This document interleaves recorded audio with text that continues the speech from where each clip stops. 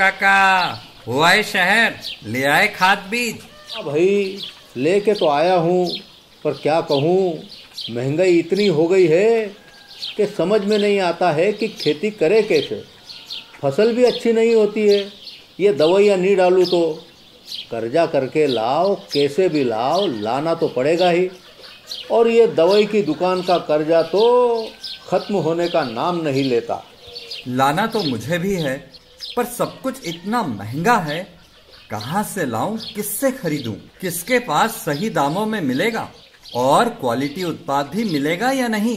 अपनी फसलों की सही दवाओं के लिए दूर दूर तक शहरों में जाना और दवाओं को लाना पड़ता है। फसलों के लिए दवाएं सही है या नहीं, ये जानकारी भी नहीं होती। फसलों की कटाई पर सही दाम मिलेंगे या नहीं, इन तमाम मुश्किलों से दूर होने के लिए आइए खेती बाड़ी केंद्र। खेती बाड़ी केंद्र एक ऑनलाइन सेवा केंद्र है जिससे आप अपने मोबाइल के द्वारा जुड़ सकते हैं, जहां आपको अपनी खेती के लिए सही प्रकार की दवाएं मिलेंगी, वो भी होलसेल मूल्य पर। वो सभी दवाएं सीधा निर्माता से लेकर आप तक पहुंचाते हैं, यानी कि बीच में होने वाले सारे खर्च की बचत आपकी जेब में। साथ ही साथ दवाओं को लाने और ले जाने की झंझट से भी छुटकारा। अपनी मुश्किलों को दूर करने के लिए आप खेती बाड़ी केंद्र पर एक मिस कॉल करें। खेती बाड़ी केंद्र का किसान मित्र आपसे तुरंत संपर्क करेगा और आपको सभी जरूरी जानकारी देगा। खेती बाड़ी केंद्र की फ्रेंचाइजी लेकर खेती बाड़ी मित्र बनिए और किसानों की सेवा कर देश की तरक्की में भागीदार बने।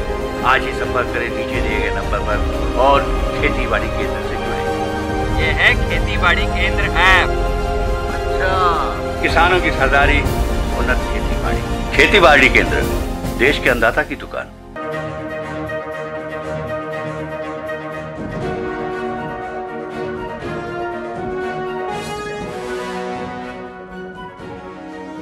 नमस्कार, स्वागत है आप सभी का। मैं हूं अनुराग पुनेठा आपके साथ। हाजिर हैं हम दिन भर की बड़ी और अहम खबरों के साथ, लेकिन बुलेटिन की शुरुआत हमेशा की तरह हेडलाइन से।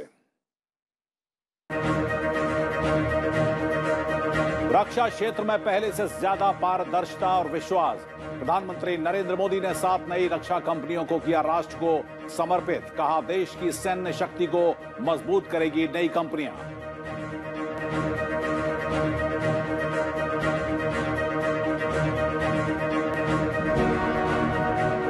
नई राष्ट्रीय शिक्षा नीति में स्थानीय भाषा में उपलब्ध प्रोफेशनल कोर्सेज।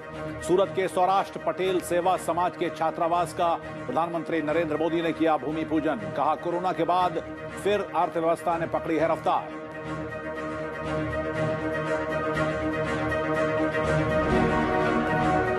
निर्मला सीतारमण और अमेरिकी वित्त मंत्री के बीच में 8वीं मंत्री स्तरीय बैठक। आतंकवाद, कोविड, तकनीकी सहयोग और मनी लॉन्ड्रिंग समेत कई मुद्दों पर चर्चा। आईएमएफ की बैठक में वित्त मंत्री का महामारी पर नियंत्रण के लिए टीकाकरण पर जोर।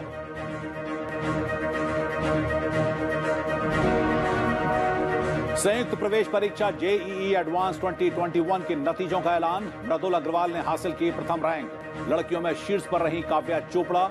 लोकसभा अध्यक्ष ओम बिरला ने दी बधाई।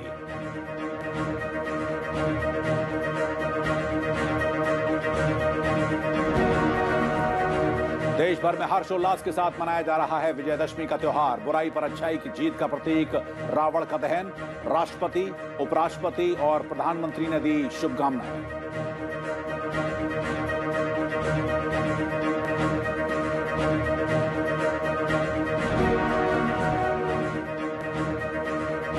और अब खबरें विस्तार से। रक्षा क्षेत्र में भारत को आत्मनिर्भर बनाने के लिए प्रधानमंत्री नरेंद्र मोदी ने 7 नई डिफेंस कंपनियों की आज सौगात दी है। इस मौके पर उन्होंने कहा कि आजादी के अमृत महोत्सव में देश एक नए भविष्य के निर्माण के लिए संकल्प ले रहा है। प्रधानमंत्री ने उम्मीद जताई कि ये सभी 7 कंपनियां आने वाले समय में देश की सैन्य ताकत का बहुत बड़ा आधार बनेंगी। उन्होंने कहा कि देश ने जो रक्षा क्षेत्र में नीतिगत परिवर्तन किया है, उसका परिणाम है कि पिछले 5 सालों में हमारा डिफेंस एक्सपोर्ट 325% से भी ज्यादा बढ़ा है।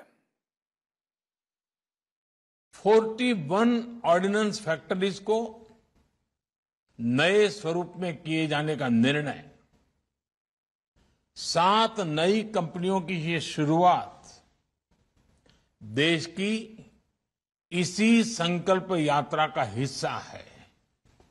ये निर्णय पिछले 15-20 साल से लटका हुआ था। मुझे पूरा भरोसा है कि ये सभी 7 कंपनियां आने वाले समय में भारत की सैन्य ताकत का एक बहुत बड़ा आधार बनेगी।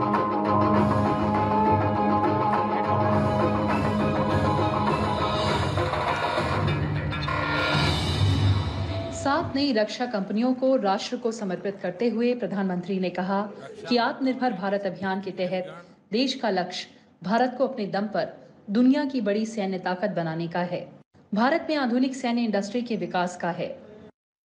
पिछले 7 वर्षों में देश ने मेक इन इंडिया के मंत्र के साथ अपने इस संकल्प को आगे बढ़ाने का काम किया है।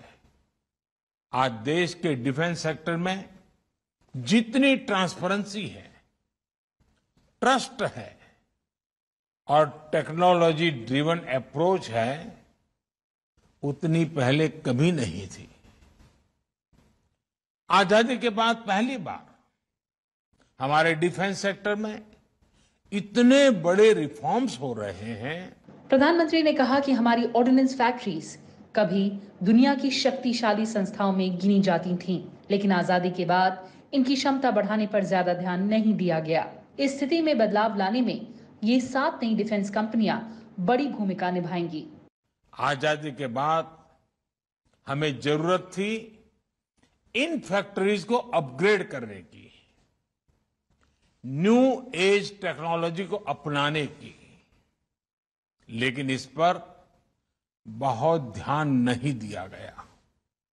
समय के साथ भारत अपनी सामरिक जरूरतों के लिए विदेशों पर निर्भर होता गया। प्रधानमंत्री ने कहा कि नई रक्षा कंपनियों के लिए अभी से ही 65,000 करोड़ रुपए के ऑर्डर्स प्लेस किए गए हैं।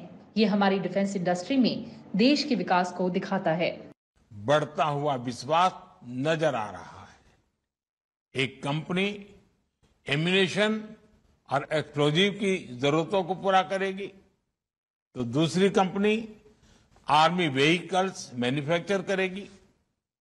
इसी तरह एडवांस वेपन्स और इक्विपमेंट हो, ट्रूप्स कंफर्ट आइटम हो, ऑप्टिकल इलेक्ट्रॉनिक्स हो या पैराशूट, हमारा लक्ष्य है कि भारत की एक एक कंपनी न केवल इन क्षेत्रों में एक्सपर्टाइज हासिल करे, बल्कि एक ग्लोबल ब्रांड भी बने।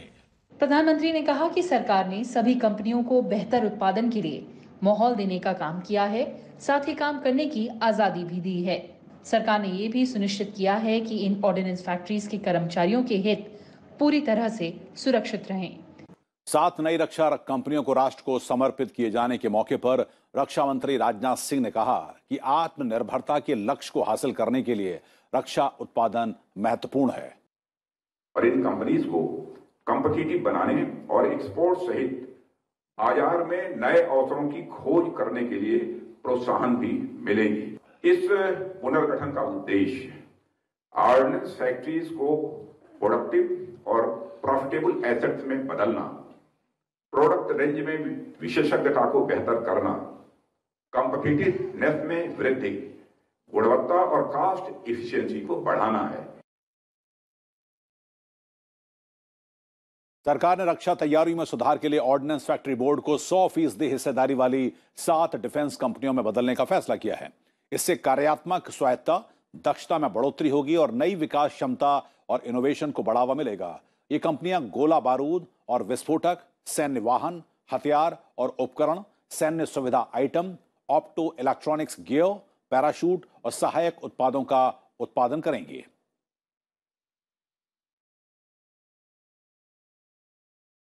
इससे पहले रक्षा मंत्री ने राष्ट्रीय राजधानी में रक्षा अनुसंधान और विकास संगठन परिसर में विजयदशमी के अवसर पर शस्त्र पूजा की। इस मौके पर राष्ट्रीय सुरक्षा सलाहकार अजीत डोभाल भी मौजूद रहे। देश में दशहरा के दिन शस्त्र पूजन करने की परंपरा सदियों पुरानी रही है।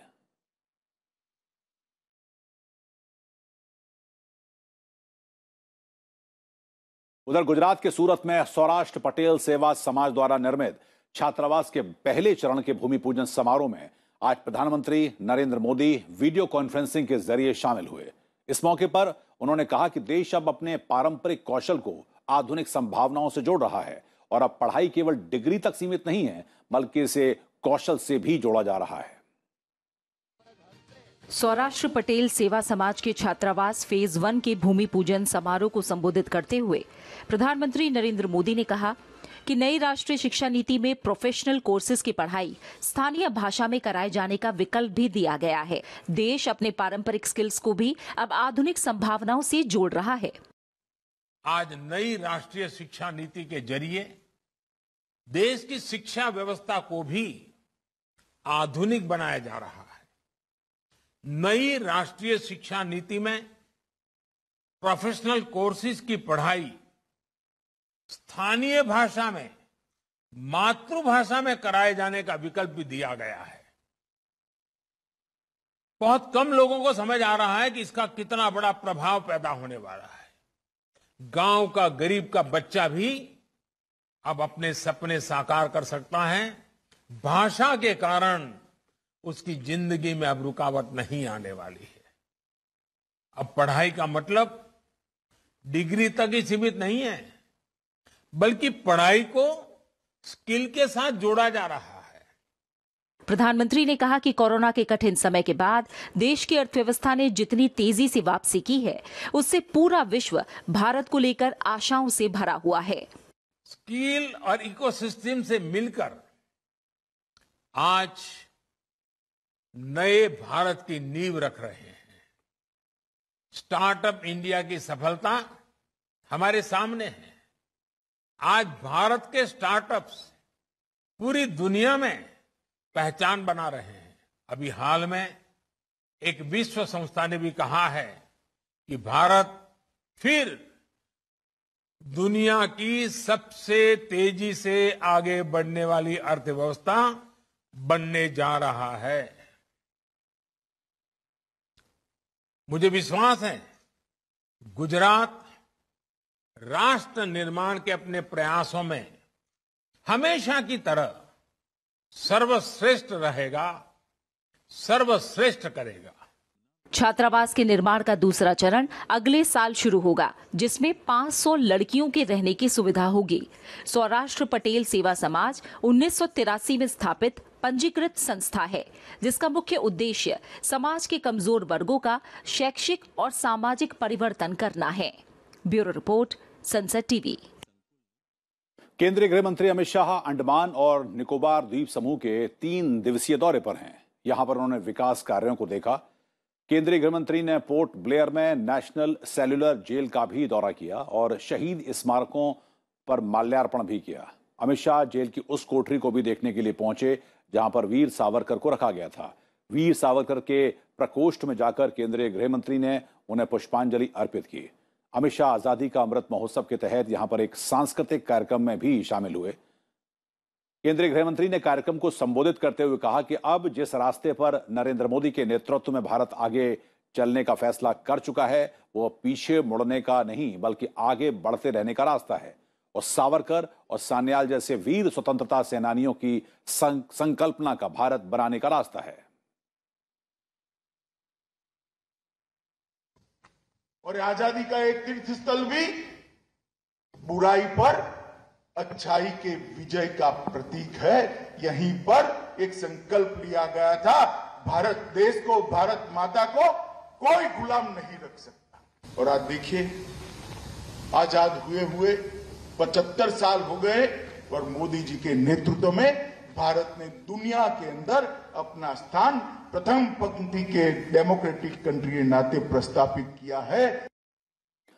भारत अमेरिका आर्थिक और वित्तीय साझेदारी संवाद की 8वीं मंत्री स्तरीय बैठक वॉशिंगटन में हुई। वित्त मंत्री निर्मला सीतारमण और अमेरिका की वित्त मंत्री डॉक्टर जेनेट येलेन ने बैठक की अध्यक्षता की। बैठक में वृहद आर्थिक दृष्टिकोण, कोविड-19 महामारी से उबरने के तरीकों, वित्तीय विनियमन और तकनीकी सहयोग, बहुपक्षीय संपर्क के साथ साथ आतंकवाद को आर्थिक मदद देने के विरुद्ध कदम उठाने जैसे मुद्दों पर चर्चा की गई। दोनों नेताओं ने बातचीत के दौरान परस्पर हितों के विषयों और वैश्विक आर्थिक मुद्दों पर सहयोग जारी रखने की प्रतिबद्धता व्यक्त की। इससे पहले वित्त मंत्री ने वॉशिंगटन में ही अंतर्राष्ट्रीय मुद्रा कोष की बैठक में हिस्सा लिया और बैठक में सदस्य देशों द्वारा कोविड का मुकाबला करने और आर्थिक सुधारों की दिशा में किए गए कार्यों और उपायों के बारे में विस्तार से जानकारी दी। वित्त मंत्री ने कोविड टीके की पहुंच और सामर्थ्य में अधिक भागीदारी का आग्रह किया। वित्त मंत्री निर्मला सीतारमण ने कहा कि कम आय वाले देशों और उन्नत देशों में टीकाकरण में भारी अंतर चिंता का विषय है और इस असमानता को दूर करने की जरूरत है।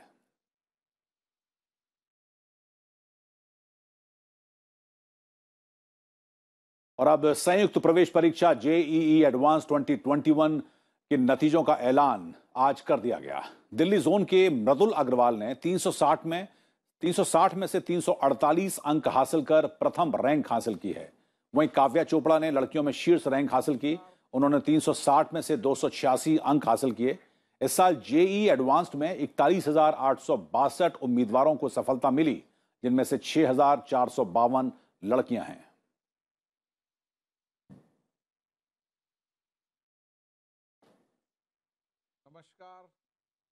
और लोकसभा अध्यक्ष ओम बिरला ने आईआईटी जेईई एडवांस परीक्षा में ऑल इंडिया स्तर पर प्रथम रैंक हासिल करने वाले राजस्थान के मृदुल अग्रवाल को बधाई दी। टेलीफोन पर बातचीत के दौरान लोकसभा अध्यक्ष ने मृदुल अग्रवाल को शुभकामनाएं देते हुए कहा कि यह सफलता उनके अथक परिश्रम, माता पिता की प्रार्थनाओं और शिक्षकों के समर्पण का ही प्रतिफल है। इस परिणाम के साथ संसदीय क्षेत्र कोटा की कोचिंग संस्थाओं ने एक बार पुनः श्रेष्ठता सिद्ध कर दी है। नमस्कार। नमस्ते सर, प्रणाम। मृदुल बोल रहा हूँ मैं। मृदुल जी, आपको बहुत बहुत शुभकामनाएं। आपने एक नया स्वर्णिम इतिहास रचा है कि पहली बार एडवांस में भी और मेन में भी आपने प्रथम मेरिट प्राप्त कर ये आईआईटी के इतिहास में एक स्वर्णिम युग है। इसके लिए आपको बहुत बहुत शुभकामनाएं, बहुत बहुत बधाई। और वक्त तो चला है राज्यों से जुड़ी हुई अहम खबरों को जानने का।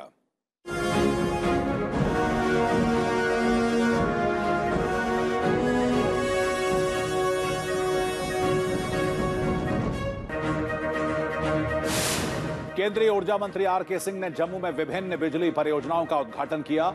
इस मौके पर उपराज्यपाल मनोज सिन्हा भी मौजूद रहे। तकरीबन 120 करोड़ रुपए की लागत से ट्रांसमिशन, वितरण और सब स्टेशन परियोजनाएं जम्मू कश्मीर की विद्युत संरचना को मजबूत करेंगी।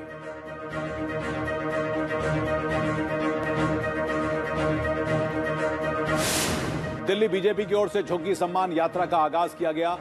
29 नवंबर तक चलने वाली इस यात्रा के दौरान 33 विधानसभा क्षेत्रों में जनसंवाद किया जाएगा। दिल्ली बीजेपी अध्यक्ष आदेश गुप्ता ने दिल्ली के विकास में योगदान देने वाले झुग्गी वासियों को सम्मानित किया।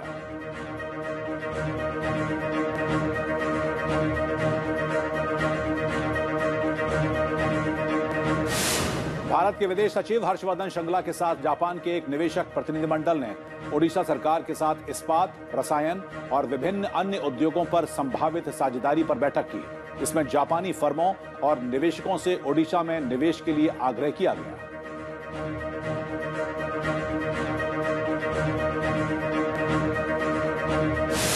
मणिपुर सरकार ने पूर्वोत्तर राज्य में सभी के लिए मुख्यमंत्री स्वास्थ्य योजना 2021 शुरू की है। मुख्यमंत्री एन बीरेन सिंह ने योजना का शुभारंभ करते हुए कहा कि योजना से कैंसर और मानसिक स्वास्थ्य स्थितियों की निगरानी की जाएगी।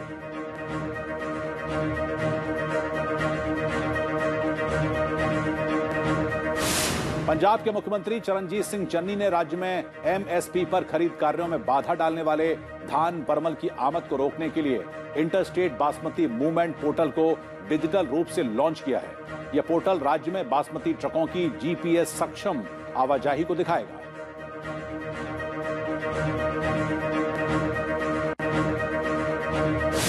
जम्मू कश्मीर के पुंछ जिले में आतंकियों ने सुरक्षा बलों पर दूसरी बार हमला किया। इसमें सेना के एक जेसीओ समेत 2 जवान शहीद हो गए, वहीं 2 अन्य जवान घायल हुए हैं।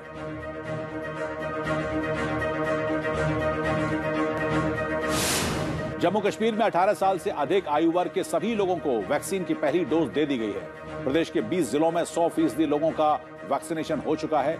इसके साथ ही प्रदेश में अब तक 1,34,94,000 से अधिक डोज दी जा चुकी हैं। हरियाणा में सिंधु बॉर्डर पर एक युवक का शव मिला है। उसकी पहचान लखबीर सिंह के रूप में की गई है। शख्स पंजाब के तरन तारण के गांव चीमा खुर्द का निवासी था। पुलिस ने इस मामले में एक व्यक्ति को गिरफ्तार किया है। सिंधु बॉर्डर पर किसान पिछले कई महीनों से आंदोलन कर रहे हैं।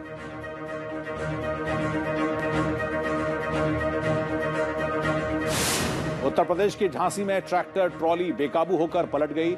इस हादसे में 11 लोगों की मौत हो गई है। मरने वालों में 7 महिलाएं समेत 4 बच्चे शामिल हैं। हादसे में कई लोग घायल हुए हैं।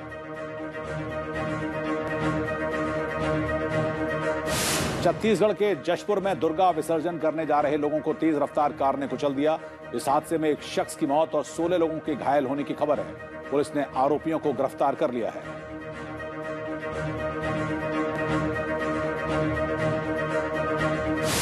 तमिलनाडु सरकार ने कोविड प्रतिबंधों में छूट देने का फैसला किया है। सरकार ने पूजा स्थलों को फिर से खोल दिया है। साथ ही सभी दुकानों और रेस्टोरेंट को रात 11 बजे तक काम करने की अनुमति दे दी गई है। हालांकि लोगों से कोविड प्रोटोकॉल को पालन करने की अपील भी की गई।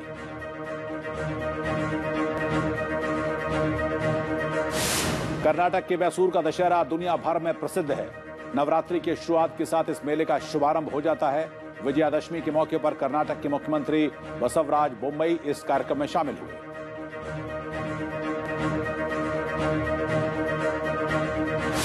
विजयादशमी के त्योहार पर शस्त्र पूजन भी होता है। इस मौके पर गुजरात के वडोदरा में पुलिस कमिश्नर ने पुलिस हेडक्वार्टर में शस्त्रों की पूजा की।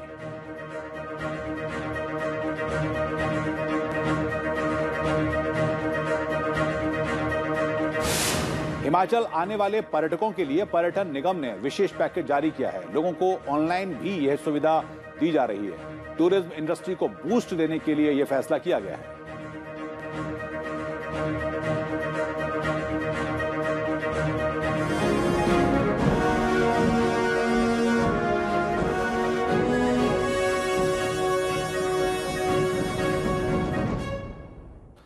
राष्ट्रपति रामनाथ कोविंद ने आज द्रास में करगिल युद्ध स्मारक का दौरा किया, जहां उन्होंने करगिल में देश की रक्षा के लिए सर्वोच्च बलिदान देने वाले बहादुर सैनिकों को पुष्पांजलि अर्पित की।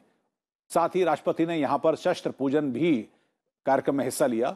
राष्ट्रपति रामनाथ कोविंद आज लद्दाख के द्रास में सैनिकों के साथ दशहरा मना रहे हैं। राष्ट्रपति रामनाथ कोविंद जम्मू कश्मीर और लद्दाख की 2 दिनों की यात्रा पर हैं। इससे पहले राष्ट्रपति ने कल जम्मू कश्मीर के ऊधमपुर में उत्तरी कमान के सैनिकों और उनके परिवार से बातचीत की और दशहरे पर जवानों को शुभकामनाएं दी।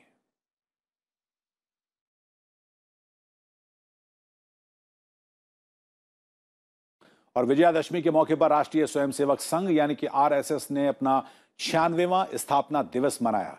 आज के दिन नागपुर में आरएसएस के सालाना कार्यक्रम में शस्त्र पूजन करने की भी परंपरा है। संघ के सरसंघ चालक मोहन भागवत की उपस्थिति में पहले शस्त्र पूजन किया गया। उसके बाद पथ संचालन हुआ। अपने सालाना संबोधन में संघ प्रमुख मोहन भागवत ने भारत के वर्तमान, अतीत और भविष्य पर अपने विचार रखे। उन्होंने जोर दिया कि देश की युवा पीढ़ी को भारत के इतिहास का ज्ञान होना चाहिए ताकि उससे सबक सीखकर आगे बढ़ा जा सके। व्यक्तिगत स्तर पर बल, साहस, तितिक्षा, धैर्य, ओज, शारीरिक, मानसिक, बौद्धिक तीनों प्रकार का इसकी साधना करनी होगी। समाज के नाते सारी बातों का उपाय करने के लिए सामूहिक कार्य करने का अभ्यास करना होगा। और राष्ट्र आज पूर्व राष्ट्रपति भारत रत्न डॉक्टर एपीजे अब्दुल कलाम को उनकी जयंती पर श्रद्धांजलि भी अर्पित कर रहा है। डॉक्टर कलाम भारत के मिसाइल मैन के तौर पर विख्यात हैं। डॉक्टर कलाम भारत के 11वें राष्ट्रपति रहे। उनका जन्म 15 अक्टूबर 1931 को रामेश्वरम में हुआ था। अपनी जिंदगी के 4 दशक डीआरडीओ और इसरो में उन्होंने वैज्ञानिक के तौर पर बिताए। 1998 में पोखरण में किए गए भारत के परमाणु परीक्षण में अब्दुल कलाम की मुख्य भूमिका रही थी। और राष्ट्रपति रामनाथ कोविंद ने डॉक्टर एपीजे अब्दुल कलाम को उनकी जयंती पर जम्मू कश्मीर स्थित ऊधमपुर की उत्तरी कमान में पुष्पांजलि भी अर्पित की। उपराष्ट्रपति एम वेंकैया नायडू ने पूर्व राष्ट्रपति एपीजे अब्दुल कलाम की 90वीं जयंती पर उनको श्रद्धांजलि दी और कहा कि भारत की रक्षा और अंतरिक्ष क्षमताओं को मजबूत करने में डॉक्टर कलाम के अमूल्य योगदान को देश हमेशा याद रखेगा। प्रधानमंत्री नरेंद्र मोदी ने भी डॉक्टर कलाम को श्रद्धांजलि दी। उन्होंने कहा कि डॉक्टर कलाम ने अपना जीवन भारत को सुदृढ़, समृद्ध और सक्षम बनाने में समर्पित कर दिया। डॉक्टर कलाम देशवासियों के लिए हमेशा प्रेरणा स्रोत रहेंगे।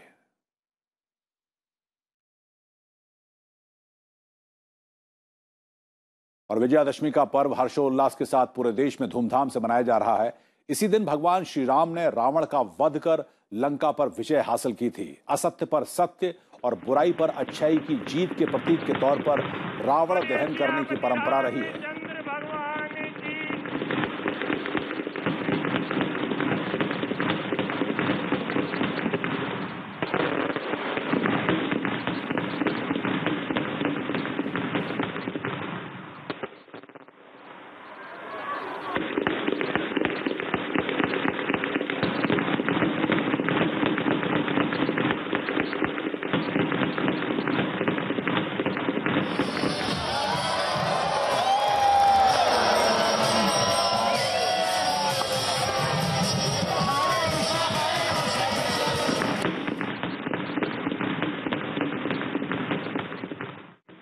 दुर्गा पूजा महोत्सव का समापन दशहरे के साथ हुआ।